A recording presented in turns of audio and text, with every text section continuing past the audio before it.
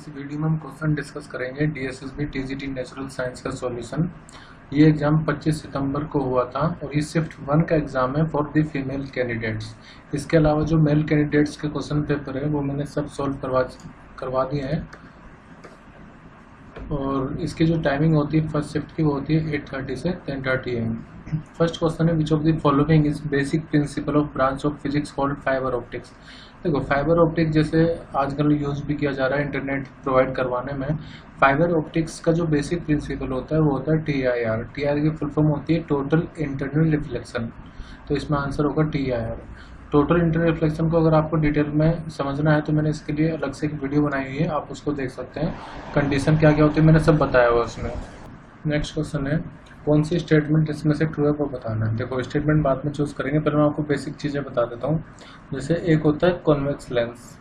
Convex lens क्या करता है कि अगर इन्फिनिटी से कोई रेज आ रही हैं तो वो एक पर्टिकुलर पॉइंट पर उसको कन्वर्ज कर देगा। तो कॉन्वेक्स लेंस को हम कन्वर्जिंग लेंस भी कहते हैं।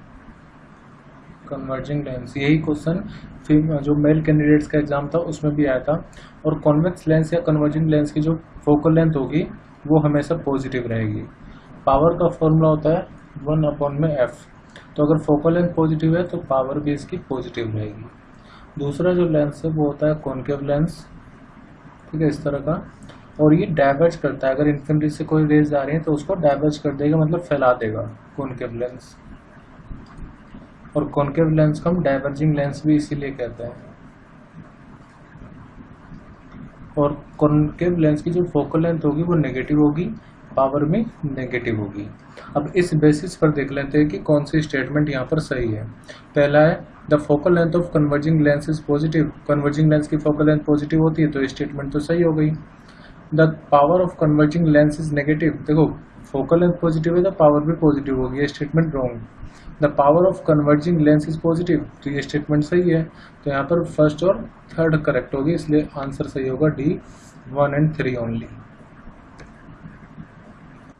क्वेश्चन नंबर 3 है which of the following statement is true. Archimedes principle is not an independent principle. Archimedes principle is an independent principle. पहली बात तो ये कि इन दोनों में से कोई एक ही स्टेटमेंट सही होगी, 1 या 2 में से। फिर थर्ड है Archimedes principle can be deduce from Newton's law of motion. देखो न्यूटन्स का जो थर्ड लॉ ऑफ मोशन है उसका हम इस्तेमाल कर सकते हैं आर्किमिड्स प्रिंसिपल को डिड्यूस करने के लिए। आर्किमिड्स प्रिंसिपल होता क्या, पहले मैं आपको वो बता देता हूँ। Archimedes principle state that when a body is completely और partially immersed in a fluid, the fluid exert an upward force on the body equal to the weight of fluid displaced by the body. यानी कि अगर मान लो कोई object आप किसी liquid में गिरा रहे हो तो वो ऑब्जेक्ट उतना कुछ ना कुछ लिक्विड डिस्प्लेस करेगा। अब जितना वॉल्यूम वो लिक्विड का डिस्प्लेस करेगा वो इक्वल होगा उस वॉल्यूम के जितना उस ऑब्जेक्ट की वॉल्यूम है। तो यहाँ पर हम इसमें न्यूटन्स का लॉ भी लगा सकते हैं। देखिए ये जो ऑब्जेक्ट है इसमें ये कुछ एक्शन करेगा नीचे की तरफ, वाटर इस पर रिएक्शन करेगा अपवर्ड डायरेक्शन में। तो यहाँ पर जो सही होगा वो होगा it is not a independent principle, क्योंकि हम किसी दूसरे से उसको रिड्यूस कर पा रहे हैं। और Archimedes principle can be deduce from Newton's third law of motion. तो ये दोनों स्टेटमेंट यहाँ पर सही रहेंगे, फर्स्ट और थर्ड, इसलिए आंसर ए करेक्ट होगा। The waves with frequency above the audible range of the human beings are. Mostly paper में जो DSSB का अलग शिफ्ट में पेपर में क्वेश्चन पूछा गया है और मैं आपको बता देता हूँ। जैसे अगर फ्रीक्वेंसी 20 हर्ट्ज से 20 किलो हर्ट्ज के बीच होती है उसको हम बोलते हैं ऑडिबल रेंज। अगर फ्रीक्वेंसी 20 हर्ट्ज से कम है तो उसको हम बोलते हैं इंफ्रासोनिक। और अगर फ्रीक्वेंसी 20 किलो हर्ट्ज से 20 किलो है यहाँ पर, ठीक है, 20 किलो हर्ट्ज से ज़्यादा होगी तो उसको अल्ट्रासोनिक बोला जाता है। तो यहाँ पर पूछा है कि the wave with frequency above Audible range, मतलब कि 20,000 हर्ट्ज से अगर ज़्यादा होगी तो वो क्या कहलाएगी, वो कहलाएगी अल्ट्रासोनिक। तो इसलिए करेक्ट आंसर होगा ultrasonic wave. The space between lens and retina of an eye is filled with. तो आई से रिलेटेड भी बहुत सारे क्वेश्चन पूछे जाते हैं। इस क्वेश्चन में पूछा है कि लेंस और रेटिना के बीच में जो स्पेस होता है उसको क्या बोलते हैं। देखो यहाँ पे कॉनकेव लेंस है, ये रेटिना है, तो ये पूरा जो लिक्विड यहाँ पर फिल है इसको बोलते हैं विट्रियस ह्यूमर। तो इसलिए करेक्ट आंसर होगा ऑप्शन D विट्रियस ह्यूमर, जबकि जो एक्वियस ह्यूमर होता है वो आगे की तरफ होता है।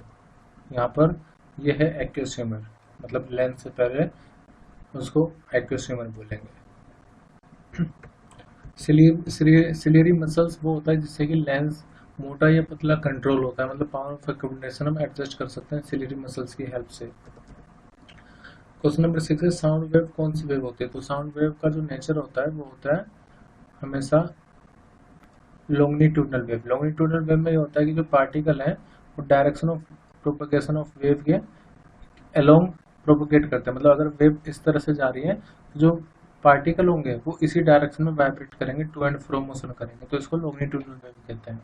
जबकि ट्रांसवर्स वेव में क्या होता है कि वेव तो आगे जा रही होती है लेकिन जो पार्टिकल होते हैं उसके परपेंडिकुलर वाइब्रेट करते हैं इस तरह से ऊपर नीचे। जो इलेक्ट्रोमैग्नेटिक वेव होती है वो सब ट्रांसवर्स होती है, जो साउंड वेव होगी हमेशा लॉन्गिट्यूडनल वेव होगी। और एक और चीज, जो लॉन्गिट्यूडनल वेव होती है जैसे साउंड वेव, उनको मीडियम की रिक्वायरमेंट पड़ती है हमेशा ट्रेवल करने के लिए। मीडियम नहीं है तो साउंड वेव ट्रेवल नहीं कर सकती, जबकि ट्रांसवर्स वेव को मीडियम की रिक्वायर्ड नहीं होगी, नो मीडियम इज रिक्वायर्ड। जैसे सन से जो रेज आ रही हैं वो सब इलेक्ट्रोमैग्नेटिक वेव होती है, तो उनको किसी मीडियम की जरूरत भी नहीं है ट्रेवल करने के लिए।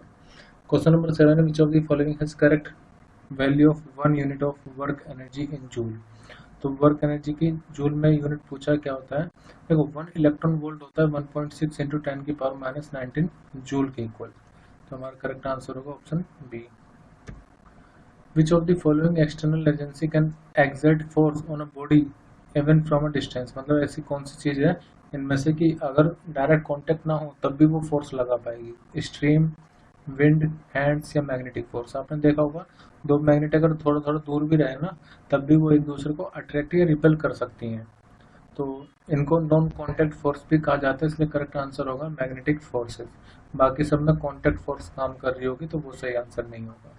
क्वेश्चन नंबर 7 है average human being can hear sound of frequency?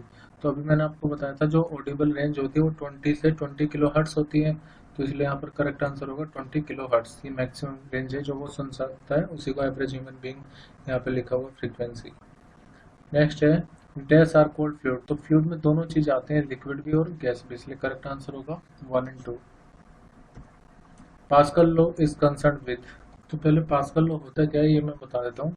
Pascal law says that the pressure applied to an enclosed fluid will be transmitted without a change in magnitude to every point of fluid to the walls of the container। कहने का मतलब यह है कि जैसे मान लीजिए कोई लिक्विड है और ये यहाँ तक भरा हुआ है, तो अपनी ये जो लिक्विड होगा अपने वॉल जो भी होगी इस लिक्विड की, अगर हम यहाँ से बेस से हाइट सेम ले रहे हैं तो वो इक्वल प्रेशर लगाएगी ऑल डायरेक्शन में।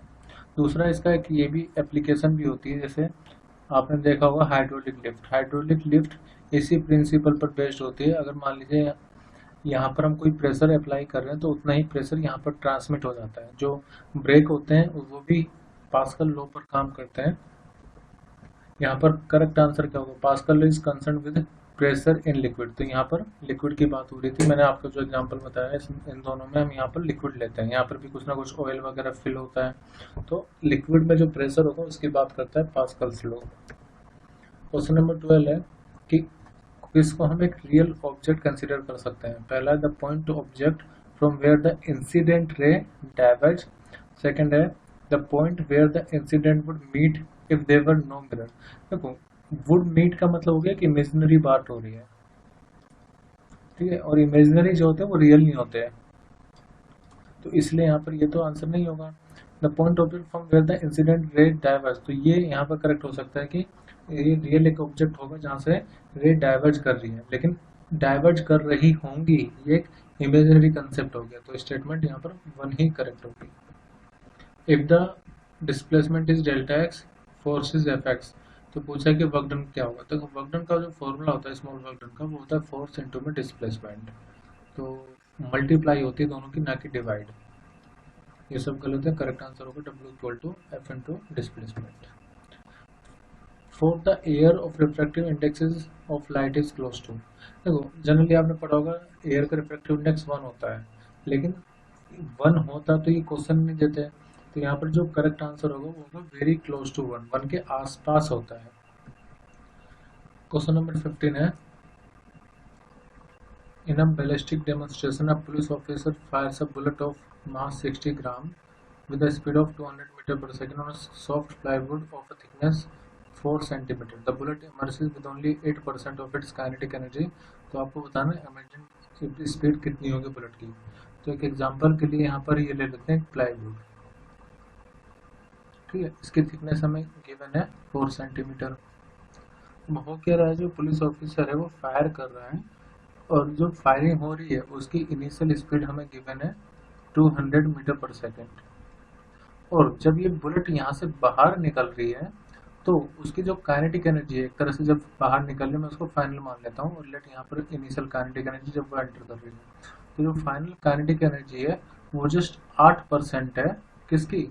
Initial kinetic energy. 8% का मतलब हो गया 8/100 ऑफ इनिशियल काइनेटिक एनर्जी के ई आई, ऐसा हम लिख सकते हैं। तो ये कंडीशन गिवन है, हमें क्या फाइंड करना है? स्पीड ऑफ बुलेटिंग, यानी कि जब वो यहाँ से निकल रही होगी तो उसकी फाइनल स्पीड कितनी होगी। तो देखो इसी कंसेप्ट का यूज कर लेते हैं। काइनेटिक एनर्जी का फॉर्मूला होता है हाफ एम वी स्क्वायर।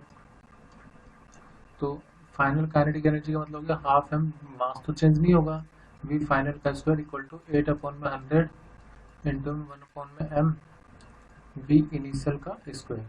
तो 1/2m से 1/2m कैंसिल आउट होगा, वी फाइनल का स्क्वायर इक्वल टू आएगा 8/100 इंटू में वी इनिशियल कितना है 200 मीटर पर सेकेंड, 200, इसको दो बार लिख लेते हैं, वही है ना स्क्वायर का मतलब। तो 2 0 से 2 0 कैंसिल हो गया, वी एफ इक्वल टू आ जाएगा कितना 2 2 जा 4 और 4 इंटू 8 32, तो आएगा 3200। क्योंकि हमें तो वी एफ निकालना तो अंडर रूट लेना पड़ेगा यहाँ पर 3200 का, जो भी आएगा 56.56 मीटर पर सेकेंड। तो करेक्ट आंसर होगा ऑप्शन ए। तो बस बेसिकली इसमें यही कंसेप्ट आपको लगाना है जो यहाँ पर गिवन कंडीशन, और फॉर्मूला अप्लाई करना है काइनेटिक एनर्जी का। Question number 16, according to Newton's third law of motion, जो करेक्ट स्टेटमेंट है वो बतानी। पहले मैं आपको बता दूँ Newton's third law of motion क्या होता है।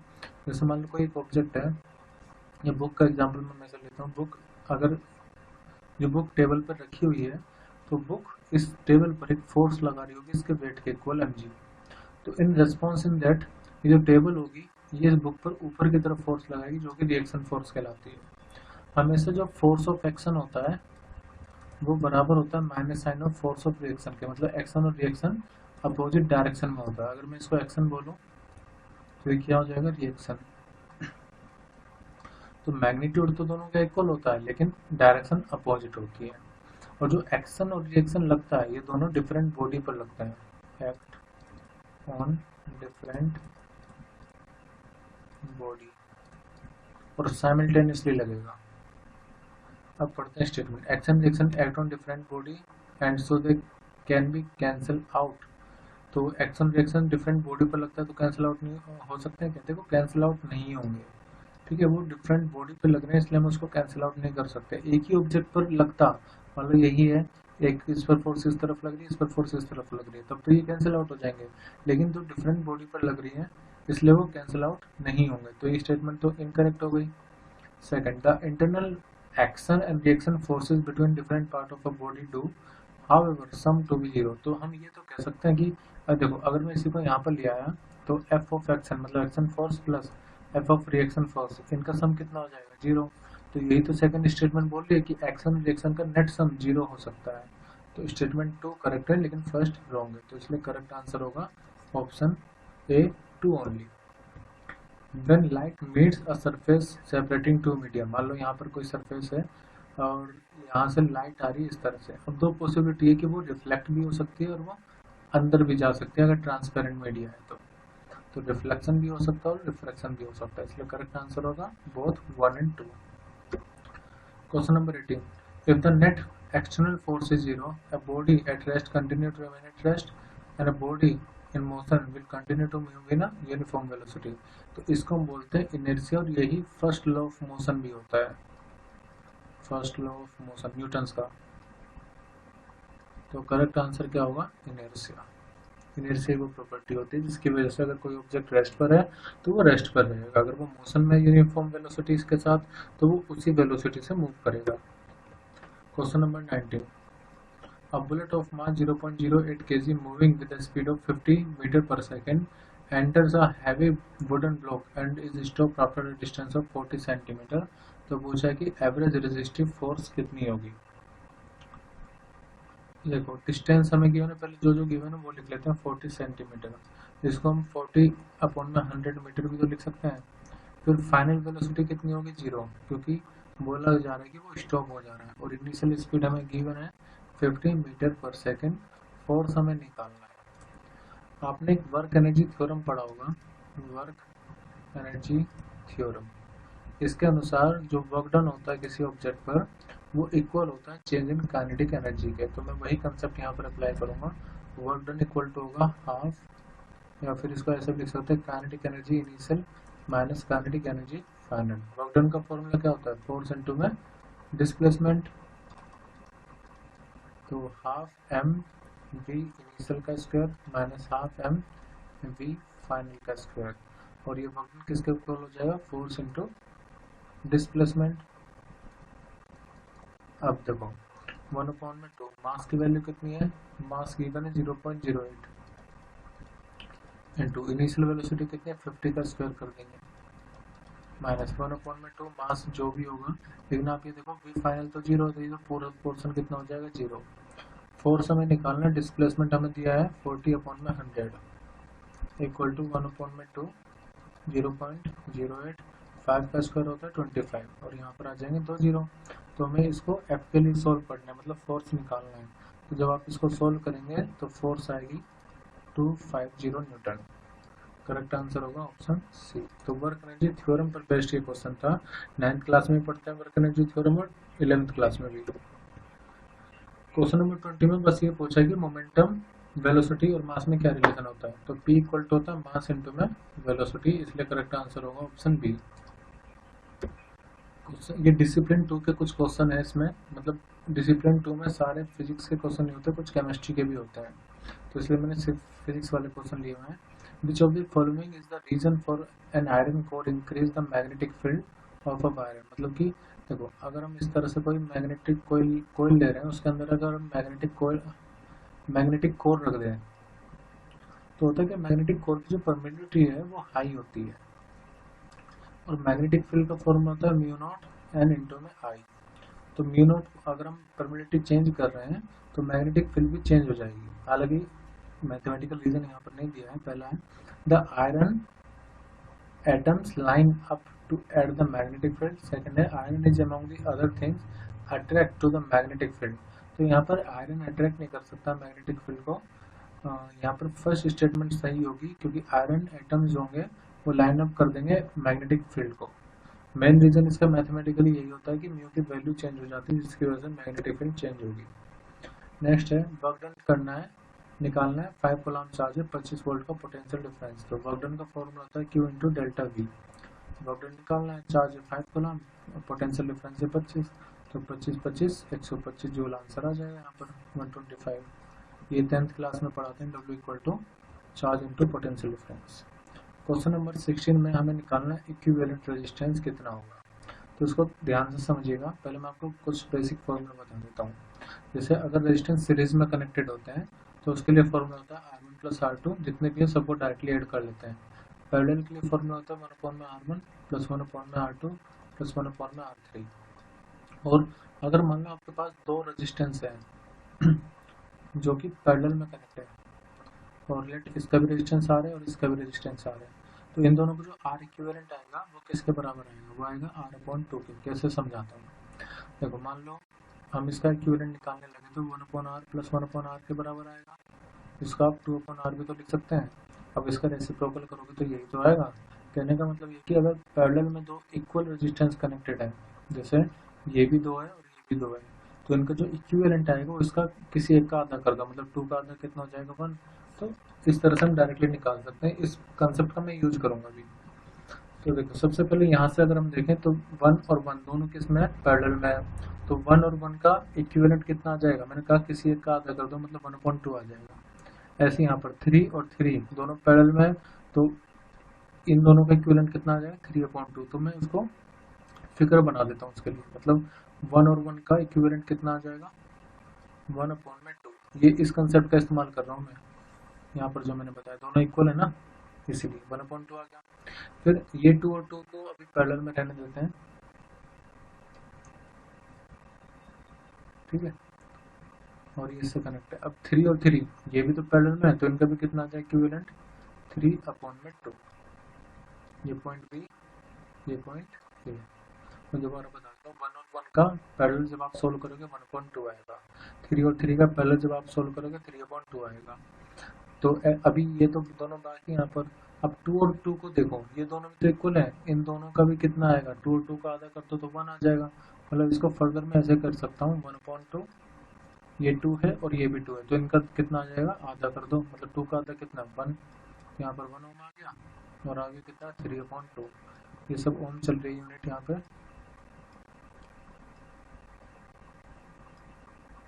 अब आपके पास 3 रजिस्टर हैं जो कि तीनों सीरीज में है, तो उनका इक्विवेलेंट कितना आ जाएगा, 1/2 प्लस 1 प्लस 3/2, जिसको आप 3 ओम भी लिख सकते हैं। तो इस तरह से आप इजीली सोल्व कर पाएंगे। पहले 1 और 1 को सोल्व कर लो, 3 3 का इक्विवेलेंट निकालो, 2 2 का निकाल लो। तो 1 और 1 का 1/2, 2 और 2 का 1, और 3 का 3/2। फिर इन तीनों को ऐड कर दो क्योंकि तीनों सीरीज में आ जाएंगे। क्वेश्चन नंबर 17 है, what will be the wavelength of the wave produce, और स्पीड आपको गिवन है 300 मीटर पर सेकंड, फ्रीक्वेंसी 60,000 हर्ट्ज।